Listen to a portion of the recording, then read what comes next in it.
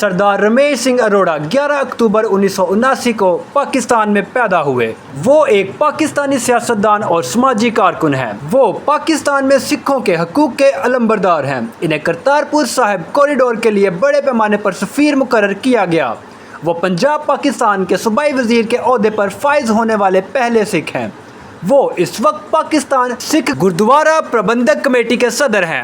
وہ 2013 میں صوبائی اسمبلی کے رکن منتخب ہوئے۔ انہوں نے 2011 اور 2013 کے درمیان اقلیتوں کے قومی کمیشن کے رکن، 2009 سے 2013 کے دوران پاکستان سکھ گردوارہ پربندھک کمیٹی کے جنرل سیکرٹری اور 2008 اور 2013 کے درمیان موجز فاؤنڈیشن کے چیف ایگزیکٹو کے طور پر خدمات انجام دیں۔ انہوں نے اسٹینڈنگ کمیٹی برائے کامرس اینڈ انویسٹمنٹ کے چیئرمین کے طور پر خدمات انجام دیں۔ وہ پاکستان سکھ کونسل کے رکن ہیں۔ سکھ گردوارہ پربندھک کمیٹی 6 مارچ 2004 کو انہیں وزیر اعلیٰ پنجاب مریم نواز شریف کی صوبائی کابینہ میں شامل کیا گیا اور وہ پاکستان کی تاریخ میں پہلے سکھ جنہیں پنجاب حکومت نے وزیر مقرر کیا گیا بن گئے۔